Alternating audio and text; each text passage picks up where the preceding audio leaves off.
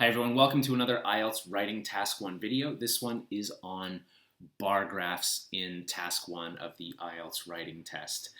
Please remember to like and subscribe. I've got a ton of videos on Writing Task 1 on this channel. Go check them out, and if you like them, as I said, subscribe. Watch some of them again. There's so much information in these videos, and a lot of it does repeat, so that's going to help you internalize what you learn here faster. Let's look first at what the IELTS test wants to see when the examiners are looking at your writing.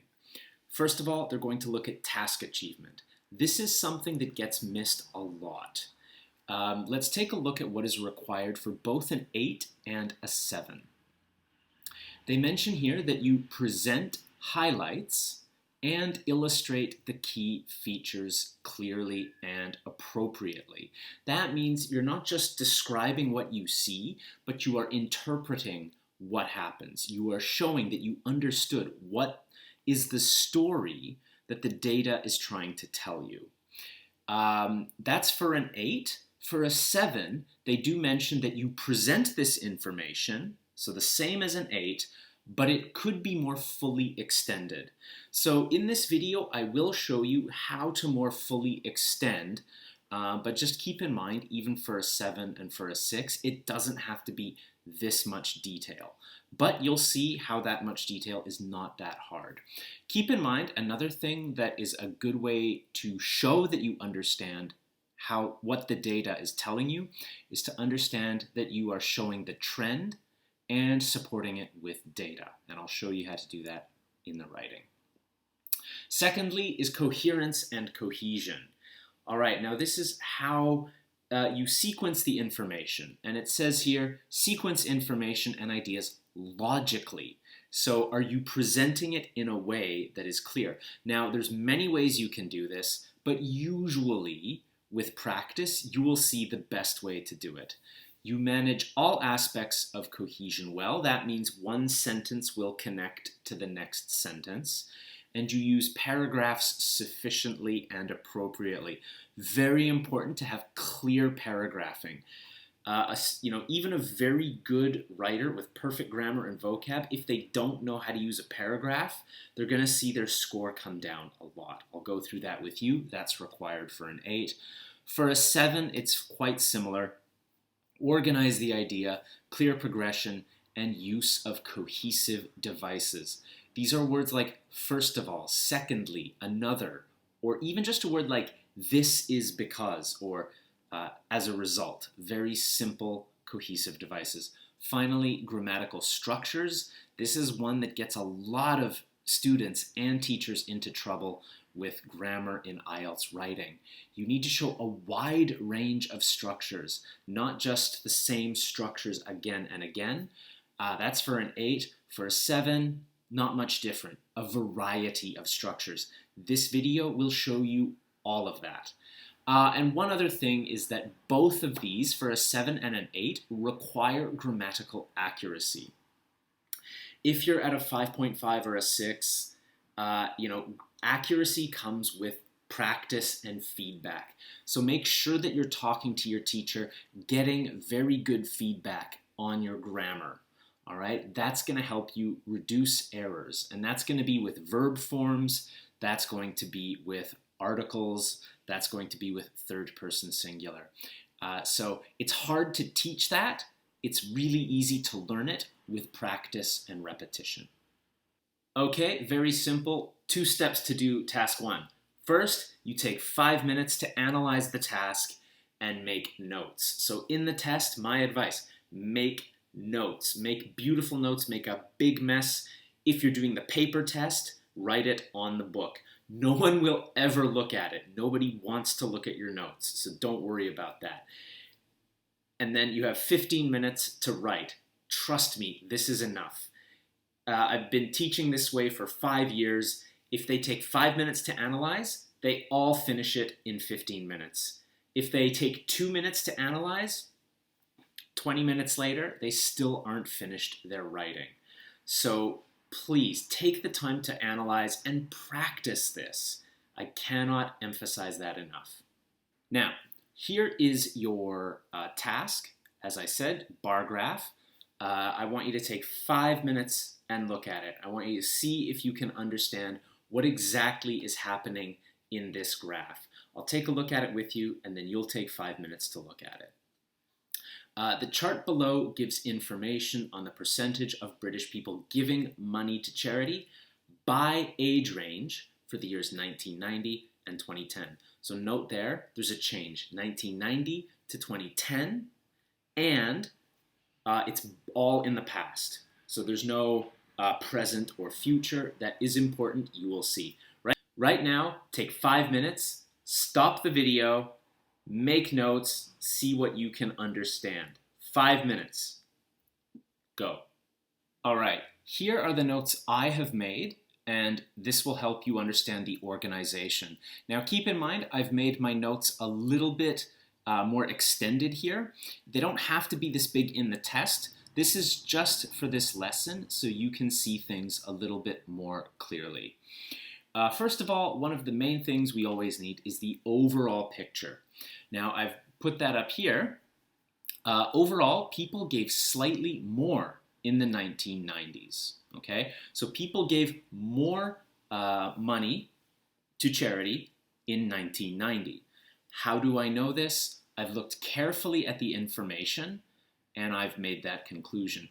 Now here's something that you don't always have to do, but it will help, is I've taken a look at all 5 of the 1990 data sets. All right, so I've added them all together. So 17, 31, 42, 35, and 32. Now you don't have to be perfectly accurate with this, all right, but you should be close. I divided that number by 5, all right, and that gives me an overall percentage here of 31%, all right? So they were 31% in 1990 as an average. It was 28% in 2010 total, all right? Average of all these 5 groups, 31 in 1990. So overall, that number, that percentage of people donating came down. So keep that in mind. That's what came down, not the amount of money, not the percentage of their paycheck, but the percentage of people giving money to charity has come down. Now be very careful. It's just the percentage of people. It's not the actual amount. So just watch out for that. You want to make sure that you're clear what came down, the percentage of people donating. Then I look at the individual data sets. 1990, okay, they give more in general. I've pointed out here that 18 to 25% is 18 to 25 years old is 17%, and this is the lowest in 1990. And then you can see here it's very simple, 26 to 35, 31%, and I mentioned here almost twice as much as this group. All right, so notice that it nearly doubles. It nearly doubles the amount. It's a good thing to watch out for. I pointed out here that 36 to 50 is the most generous. All right, so here you can see this is the most generous age group. And also, it is more than double 18 to 25. So I understand that, you know, this is clearly more than double. This is double. All right, this is half. It's important to see those differences. Those are very important. Take a look at all the other videos on this channel and you'll see them. 51 to 65, there is a decline, and in 65, another decline. Very simple. The data is there and the trend is there. Now, for 2010, people are giving less. So I noticed that here where it says 28% in 2010, that's slightly less, but they are giving more when they are older. So you can see here that the 2 groups here, when the 2 age groups here, give a higher percentage at that older age. Then 18 to 25, so that age group fell to 7%. So it's half, more than half of the 1990 value. Also, it's the lowest of all of these values. That's a key point to notice as well.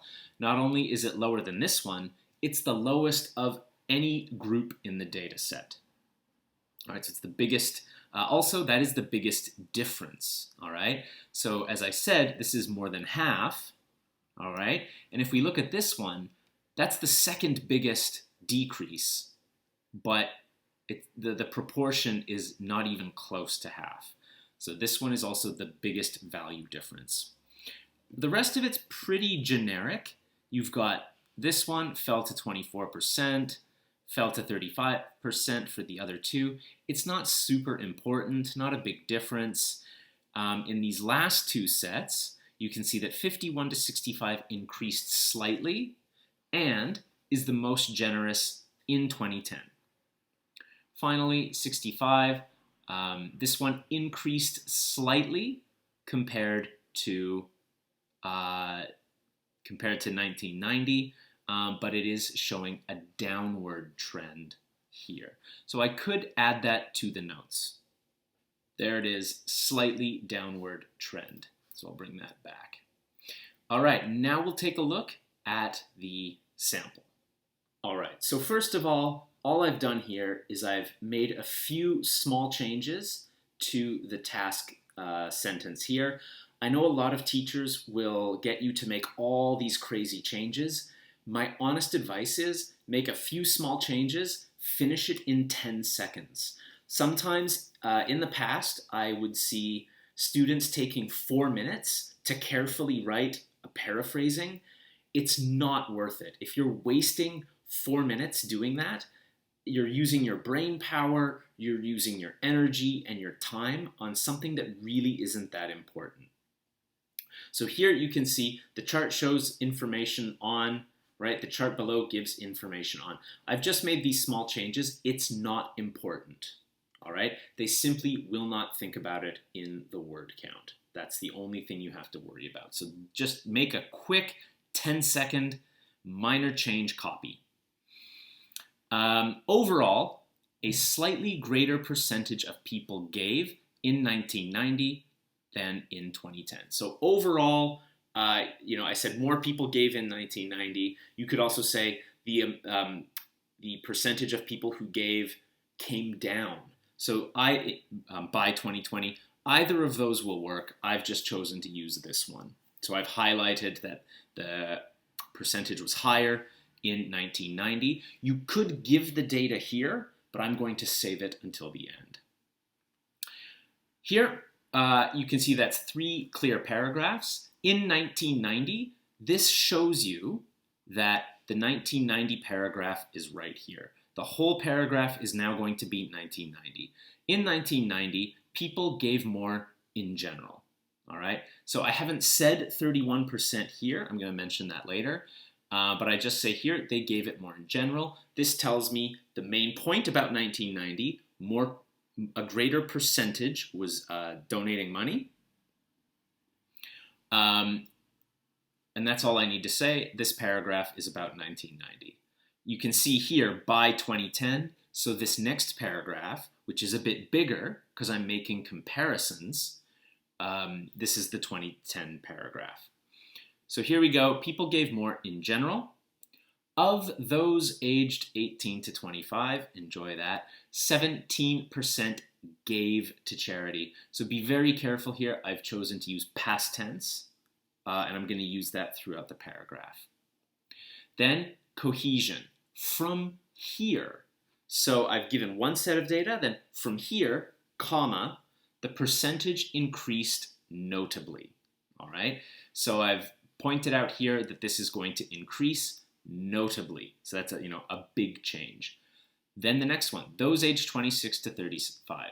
So you can see there's a nice progression. I give one set of data, all right? Then from here, the percentage increased notably, trend, and then I give the data.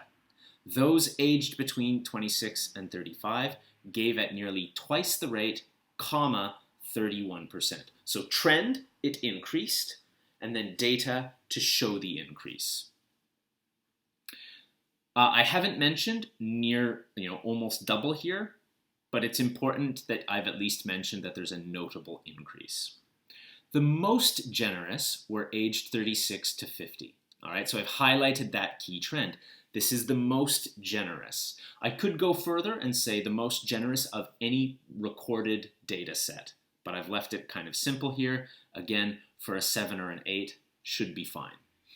42% donated to charity, the highest percentage of both time periods. Okay, I did mention it. What I didn't mention is that it's nearly double this, but it's really not important to mention here. After this, so again, cohesion, I've now connected into the next sentence logically. The rate began to drop, okay? So there's my trend. Now I follow it with data. 35% of those aged 51 to 65 donated, while 32% of people over 65 donated. All right, so again, these data sets are not as important, so I don't go into a lot of detail. I just mentioned that it's now going down, and I give the data. So I give 35 while 32, okay? Began to drop, and then data sets. Yes, now some of you might go, oh, you've mentioned donated twice. It's fine. If you do it once in your whole test, not a problem. Next, I go to the 2010 paragraph. So that's these green sets of data.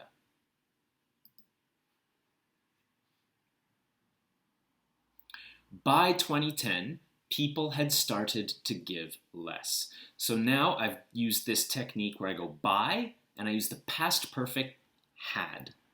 Okay? Had started to give less, and the rate of donation increased as people got older. All right. So I've said that people started to give less, so there's one trend, it's a lower rate, and that they're now increasing as it gets older. So I've shown 2010, this is the trend, the number goes up. Those aged 18 to 25 gave the least in both time periods. All right, so again here, in all time periods, this is the lowest one. But by 2010, this number had fallen, dropping to 7%. So both of these were the lowest, and this one dropped even more. And by the way, pay attention to this lovely grammar structure.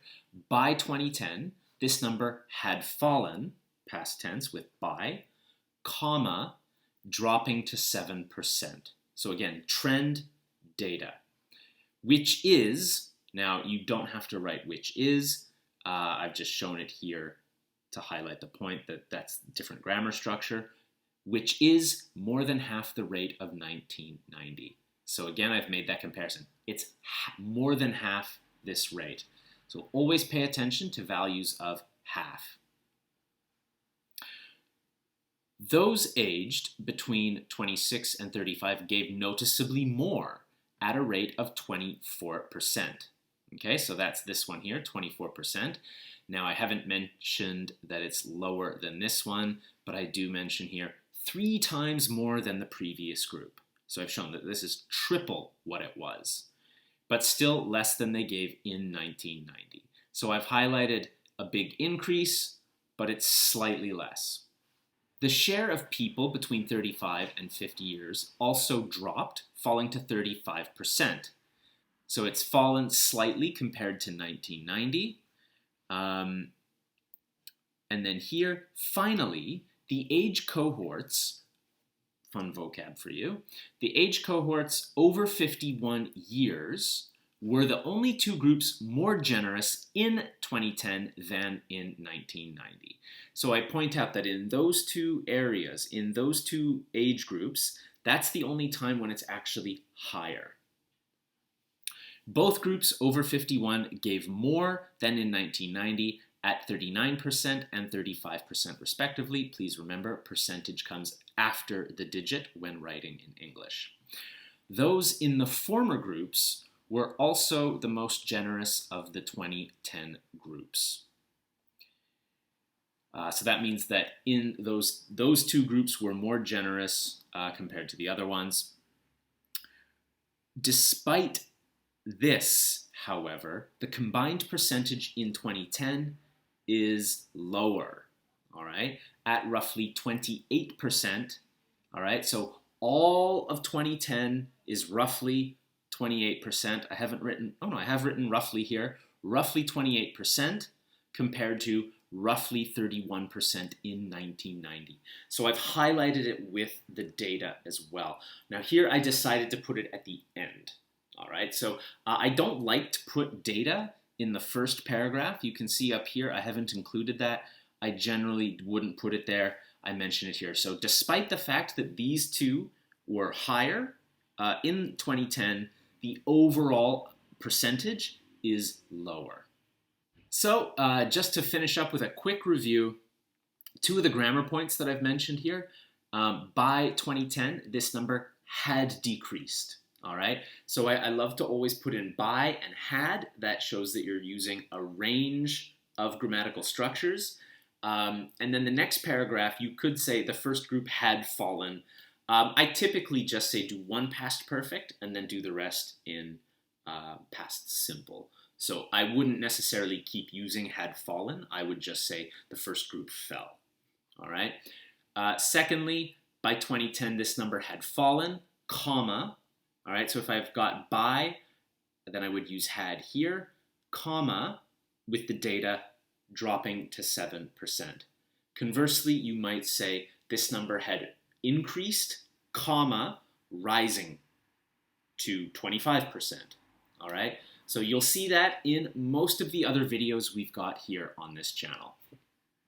Finally, take a look at that recommendation there. Read a lot. The best way to improve your grammar, your vocab, all of it is through reading. I would recommend Business News if you're preparing for the IELTS Writing Task 1 academic.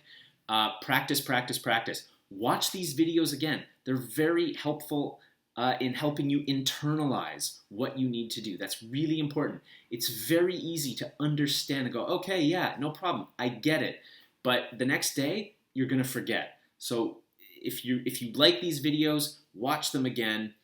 Be careful if you watch like different videos. You're gonna get a lot of different ideas. You're not gonna remember the right things. And finally, get feedback.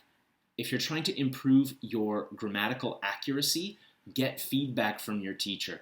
Tell your teacher, tell whoever's helping you that you're mostly concerned with grammatical accuracy. Usually that's going to be articles, that's going to be verb forms.